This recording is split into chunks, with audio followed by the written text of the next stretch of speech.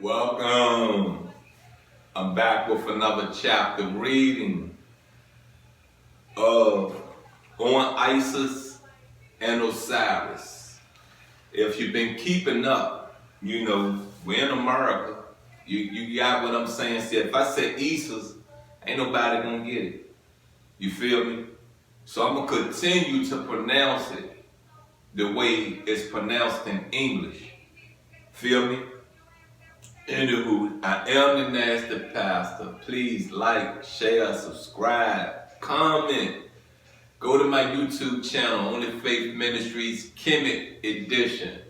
You will find the full reading, the chapter readings of the oldest book in the world, the teachings of Peter Hotep. You'll find some extras, you'll find some shorts. You know what I mean? If you're really, short on data, you're really short on time, you really don't have a lot of patience, go take a look at a short. It's some enlightening words. It's some enlightening words in them. You know what I mean? It comes from out the book. My thoughts, how I process things. Anywho, we left off, where that it was section 4 we left off on, and we're going to resume this with section 5, which I call a chapter. You know what I mean? This book is not structured as chapters, with an index explaining it and blah this and blah that. It just comes on Roman numeral 1, blah blah blah. So usually one is a paragraph, or 2 paragraphs. I'm gonna call it a chapter. I know a chapter has more than 1 paragraph in it. A chapter can be just a paragraph. You feel me? The priests so greatly dislike the nature of excrucious things that they not only reject most kinds of pulse and the flesh of sheep and swine as producing much superfluity of nutriment. Nutriment. But during the fast, they even banish all salt from their meals, assigning many other reasons for so doing. And particularly that salt makes people more fond of drinking and of eating by sharpening the appetite. For to consider, as Aristogoras pretends, that salt is not pure because multitudes of little insects are caught and die in it, as it is congealing, is mere folly. Now peep this out. You see how they're fasting? You see how they're letting the impurities that they put into their bodies get broke down through the fasting quicker because you're not adding it back on? You feel me? Put it this way. I'm going to break this down to you good so you'll understand what moderation is, and you will understand, fasting. You ever been out here making money every day? Every day you make money. I don't care if it's a penny. Every day you're making money. You're touching money every day. Right? But the day the money stops, what are you doing? Taking from, right? You're not adding on. So that means it gets depleted, right? It gets deleted. That pile of money starts looking smaller and smaller, right? Okay. Think of the inside of your body. Think about your arteries.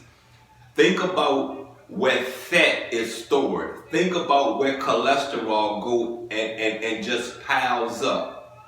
If you keep eating butter, then the cholesterol ain't gonna go nowhere. The day you put the butter down, that's the day your body start eating off the cholesterol that's already impact in your body. Same with salt.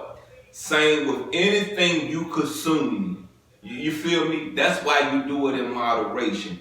We're not to eat meat, red meat, pork, whatever. We're not to eat it none but once every 2 weeks, because it takes 9 days to digest.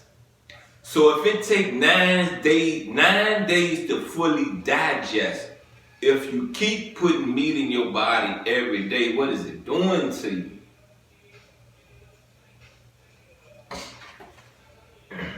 They are said also to give the Apis drink out of a well of his own, but to keep him away from the Nile.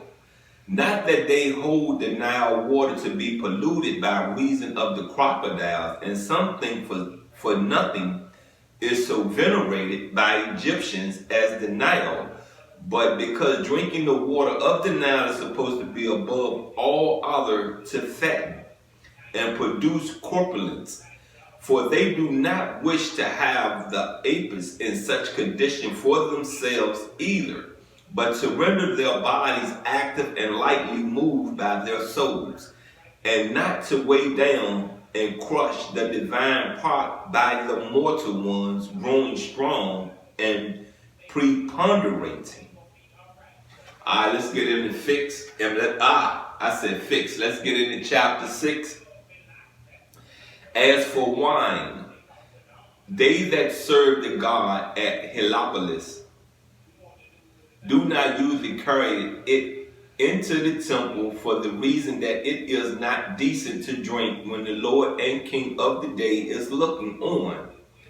The others used it indeed, but sparingly, and keep many fasts where wine is forbidden, during which they spend their time in arguing, learning, and seeking things pertaining to religion.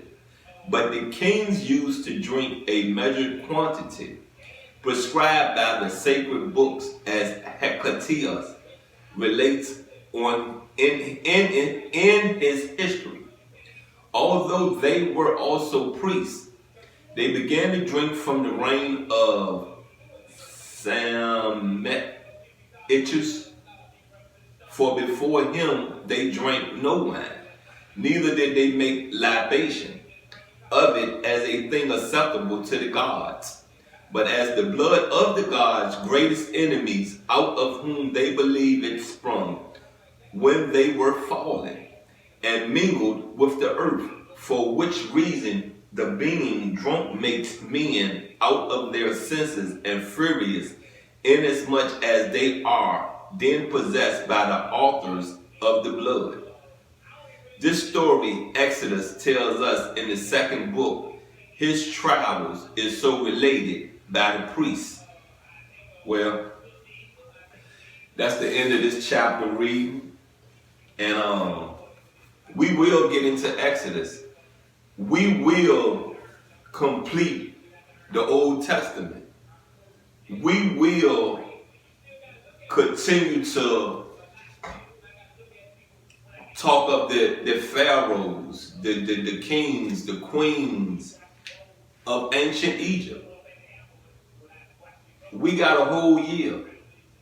This is just January. Look, I am the Nasty Pastor. Please like, share, subscribe, comment. And once again, go on over to my YouTube channel, Only Faith Ministries, Kemet Edition. Come on. I'm out.